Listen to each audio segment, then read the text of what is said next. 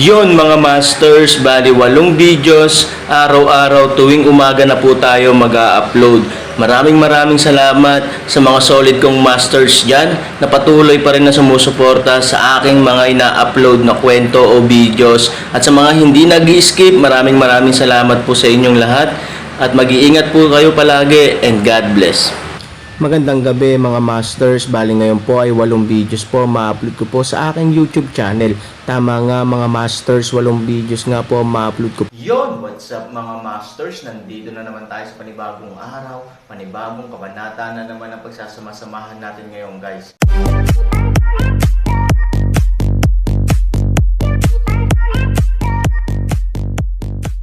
Bali mga masters, kung bago ka pa lang po sa aking YouTube channel, please click the subscribe button, lalong-lalo na po yung notification bell guys, para maging connected pa rin tayo sa isa't isa at maging updated kayo sa mga susunod ko pang video. Bali mga masters, bago natin umpisahan ng kwento ay mag-shoutout po muna tayo para sa mga solid nating tagapakinig. Maraming salamat sa 5 solid kong masters dyan na hindi nag-i-skip at mga nagko-comment lagi. Ayan, weekly highlights, ayan guys, of your most engaged audience members, including your top commenters. Ayan, maraming salamat kay Master Danilo Wamar, Master Eric Capio, Master J. Elacas, Master Buhay Tribe, at kay Master Genggeng Sangan. Sila yung may highlights ngayong week. Kaya sa iba kong masters dyan na gustong mapabilang sa community spotlight, weekly highlights, ay pwede po, ay wag po kayong mag-skip mga masters. Malay nyo po, mapabilang po kayo next week dito sa ating 5 solid na mga masters na talagang hindi sila nag-i-skip guys. Bali mga masters, isang linggo ko po itong ilalagay o i-attach sa aking mga video itong 5 masters natin na solid talaga ngayong linggo. Maraming salamat po sa inyo and God bless. Yun na nga mga masters, no? Bali hindi na ito patagalin. In 3, 2, 1, let's go!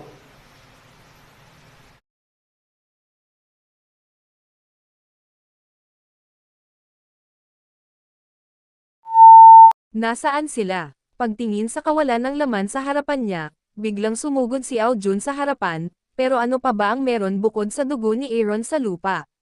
Biglang nanliit ang balintataw ng itim na anino, at halatang ikinagulat niya ang eksenang nasa harapan niya. Kung sasabihin natin na ang huling pagkakataon na ang matanda ay biglang gumalaw mula sa kanyang mukha, mayroon pa ring kaunting posibilidad na siya ay napailing, at sa pagkakataong ito ay ganap na imposible. Mula noong sandaling iyon, 12 puntos na ng espiritu ang naglaro na ng madilim na anino, kaya kahit tanggayan lang ng hangin ang kanyang mukha ay hindi niya gusto si Ao Jun, ngunit mas pinagtuunan niya ng pansin ang bawat galaw ng matanda. Ngunit kahit ganoon, nawala ang matanda, kahit na, hindi niya alam kung paano nawala ang matanda at kung saan ito nagpunta. Ito ay hindi ka panipaniwala. Nakita mo na ba ang matanda? Ang madilim na anino ay malamig, at ang kanyang reputasyon ay para kay Ao Jun.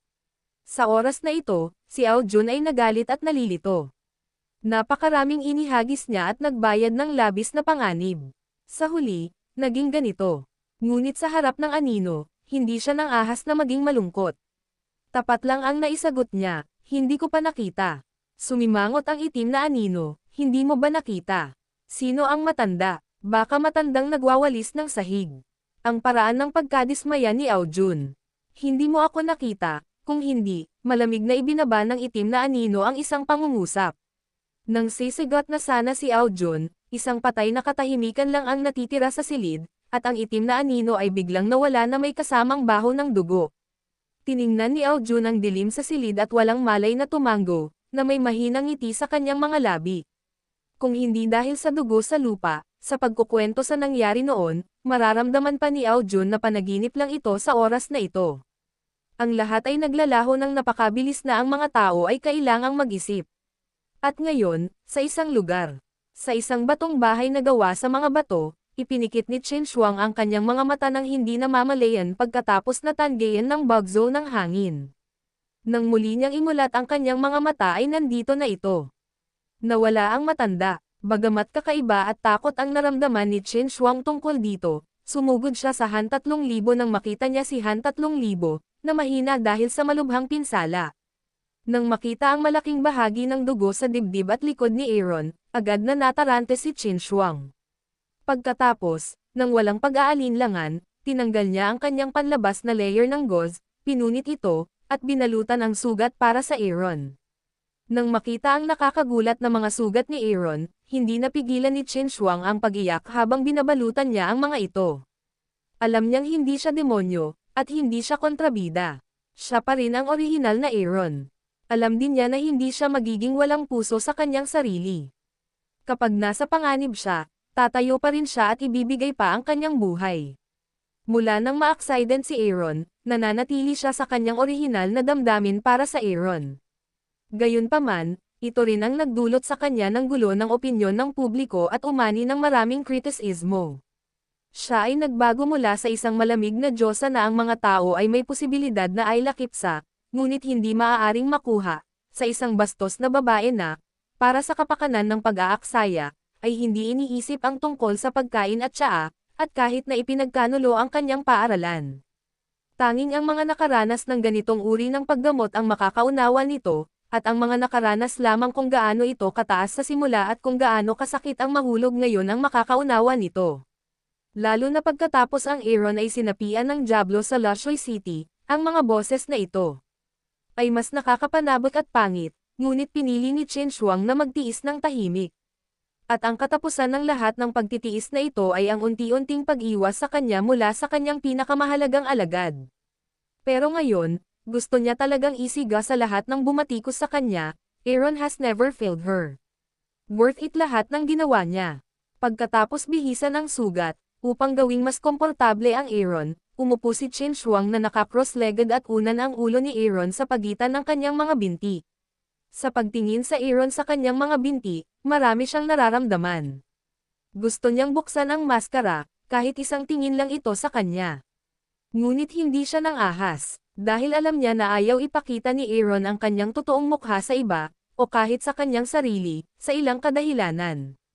Gayunpaman, hindi ko alam kung gaano karaming araw at gabi ang pagkawala, at hayaan siyang talagang gusto siyang makita. Kapag nakipagkamay siya at nalaman ang maskara ni Aaron, muling lumitaw sa kanyang harapan ang pamilyar at kakaiba ngunit malalim na nakatatak na gwapong mukha, hindi na napigilan ni Qin Shuang ang kanyang emosyon, at napaiyak siya. Ang mga luhang kristal, sa kanyang pisngi, ay unti-unting tumutulo. Kapag may luhang palm attack sa mukha ni Aaron, nagising si Aaron. Tingnan ang Qin Shuang, agad na iniangat ni Aaron ang kanyang ulo mula sa binti ni Qin Shuang, lumiit din ang buong tao sa gilid, at si Qin Shuang ay nananatiling malayo. Ang aksyon ng Aaron ay walang alinlangan na nakakasakit ng damdamin para kay Qin Shuang. May nagawa ba akong mali? Sinubukan ni Qin Shuang na tiisin ang sakit sa kanyang puso at nagtanong ng may awa. That night, sa tent, dapat nakita mo yung babaeng katabi ko diba? Asawa ko siya at paborito kong babae sa buhay ko. Bukod sa kanya, wala akong nikatiting na ideya sa kahit na sinong babae, pati ikaw Han. Seryosong sabi ni Aaron. Nang marinig ang mga salita ni Aaron, nadurog ang puso ni Qin Shuang. Bagaman, nang malaman niya na si Aaron ay isang misteryosong tao, nahulaan niya na ang babae ay maaaring babae ni Aaron, kapag sinabi ni Aaron sa kanyang sarili, siya ay malungkot pa rin. Lalo na ang sentensya ni Aaron, kasama ka, ay nahirapan pa siyang huminga. Sa pagtingin sa masakit ngunit hindi mapagparaya na hitsura ni Qin Shuang, hindi ito matiis ni Aaron, ngunit alam din niya na dapat niyang gawin ito, nga pala, nasaan na tayo? Sinubukan ni Aaron na ibahin ang usapan, kahit na may asawa ka, hindi mo dapat.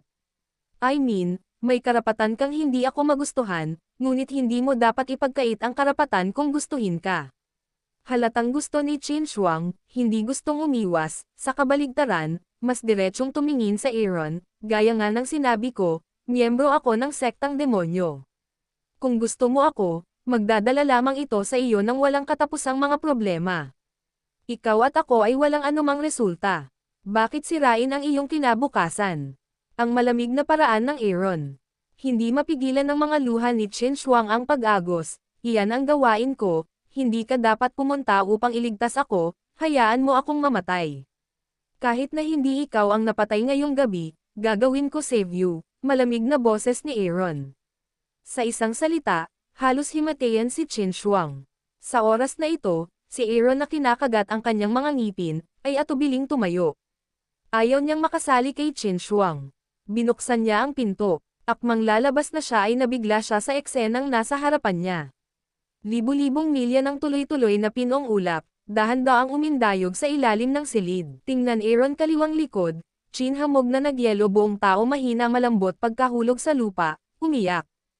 For the first time, she opened her heart and fell in love with someone, pero hindi niya inaasahan na magiging ganito ang katapusan. Sa oras na ito, nakatayo si Aaron sa pintuan. Gusto niyang lumabas ng bahay, ngunit napag-alaman niyang walang bakanteng espasyo sa kanyang paanan, ito ay mga kulot na ulap lamang. Ang pinakamahalagang bagay ay walang hangin sa oras na ito, ngunit ang mga puting ulap ay mabilis na gumagalaw sa ilalim ng mga paa. Malinaw na ang silid na ito ay ling sa kalagitnaan ng hangin, sa oras na ito ang bilis ay napakabilis sa paggalaw. Ito, natigilan si Aaron. Hindi niya talaga alam kung ano ang nangyayari, at nasaan ito. Kung ang puso ay hindi pinaghalo, kung ang langit ay parang hangin, paano ito makakadampi sa alikabok? Nang matarante si Aaron, may boses. Hindi niya alam kung saan ito nanggaling. Tumingin ang Aaron sa paligid, ngunit ito ay asol na langit at puting ulap. Walang pigire. Master, ikaw ba yan Senior Han Sanchen? Naaalala ang boses, na ang matandang lalaki na nagwawalis ng sahig sa bahay ni Aojen. Anak, simula nang ibinaba mo ito, dapat matuto kang kunin. Kung gusto mong makaalis dito, dapat wala kang distractions. Nang marinig ito, tumanggo si Aaron, nag-isip sandali, at tumawa. Master, naiintindihan ko. Tapos na sabihin, dahan-daang ngumiti si Aaron, humakbang pasulong, ang paa ni Aaron ay biglang humakbang na walang laman, ang katawan ni Qin Shuang ay tumigil sa pag-iyak nang marinig niya ang boses ng matanda at tumingin siya sa labas. Direkta na bumangon ang buong tao mula sa lupa at nagmamadaling pumunta sa Aaron, ngunit nang makarating siya sa pintuan, diretsong bumagsak ang Aaron. Sa harap ng katawan, ito ay mataas, malalim at napakalalim kumagat. Hindi masyadong nag-isip si Qin Frost, direktang tumalon pababa, wala siyang ideya, gusto lang niyang iligtas si Aaron. Sa oras na ito, ang katawan ni Aaron ay baliw na bumagsak sa napakabilis na bilis, ngunit hindi niya have the slightest worry. Dahan-dahan lang niyang ipinikit ang mga mata niya at tahimik na pinakiramdaman. Hindi ko na alam kung gaano katagal, bigla niyang naramdaman ang mabilis na pagbagsak ng katawan niya, at hindi na niya naramdaman ang pagbagsak niya. Sa oras na ito, nang imulat niya ang kanyang mga mata, wala na siya sa harapan ng langit, kundi isang bahay na parang palasyo sa ilalim ng lupa. Si Qin Shuang, na nasa likuran niya, ay biglang nalaman na hindi siya nahulog, ngunit lumakad sa lupa. Ang lahat ng nabubuhay na nilalang ay magkatulad, ang puso ay magkatulad, at ang mga mata ay magkatulad. Kaya't ang lahat ay magkatulad, at ang lahat ay itinadhana. Ang nakikita ninyong dalawa ay naiiba lamang dahil sa pagkakaiba ng isip at pagtitiyaga. Sa sandaling bumagsak ang mga salita, muling nagningning ang mga mata ng dalawang tao. Tapos, nasa open space sila ngayon. Sa hindi kalayuan, nahulog doon ang isang pagong sa isang bahay na gawa sa kawayan. Ang matandang nakita ko kanina sa kwarto ni Aojun ay nakaupo sa mesang kawayan sa ilalim ng ambi, gumagawa ng tsaa at nagbubuhos ng tubig. Sa tabi niya ay marahang inilagay ang walis niya sa upuan.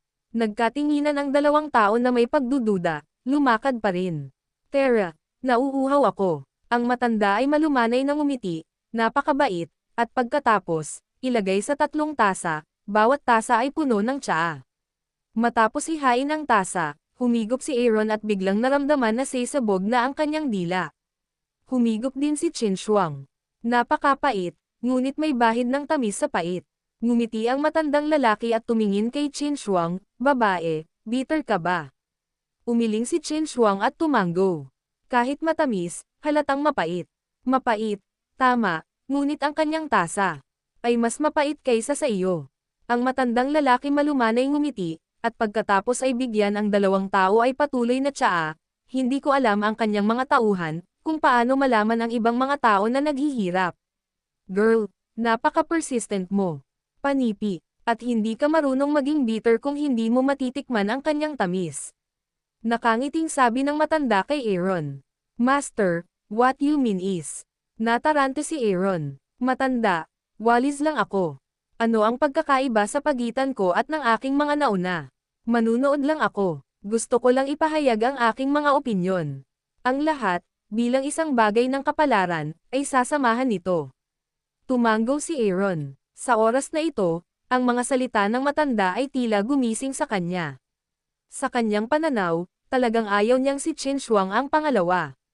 Qi Yiyan, dahil naisip niya na ang emosyonal na mundo ni Qi Yiyan ay maaaring maging isang malungkot na buhay para sa kanyang sarili, gayunpaman, para kay Qi Yiyan, maaaring.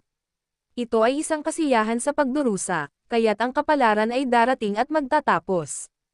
Kung walang kapalaran, paano tayo magiging matyaga? Binata, oo o hindi. Tumango si Aaron, umupo at tumingin kay Qin Shuang, Elder Martial Sister, upo ka. Natigilan si Qin Shuang nang marinig niya ang mga salita ni Aaron, ngunit napakasaya niya. At least, ito ay kumakatawan sa distansya sa pagitan niya at Aaron. Ngunit babae, ang pagtitiyaga ay hindi mabuti o masama. Maaaring walang resulta ang ilang bagay. Bagamat maaari silang magpatuloy, hindi sila dapat maging sanhi ng ilang alikabok. Kung hindi, aalis lang sila. Kung hindi mo maintindihan, makikita mo. Pagkahulog pa lang ng mga salita, hinahabol ng isang leon ang isang antelope sa open space. Inalag ng matanda ang tasa sa kanyang kamay. Tumakbo ang leon na parang nataman ng malakas, ngunit nailigtas ng antelope ang kanyang buhay. Ngunit sa susunod na segundo, nagbago ang kapaligiran, ang leon na iyon, nakahiga sa lupa at naghihingalo, mukhang mahirap. Nang makita ang larawang ito, mukhang nahihiya si Qin Shuang. Yun na nga mga masters, no? Bali panibagong kabanata na naman yung natapos natin ngayong gabi. Muli, maraming salamat po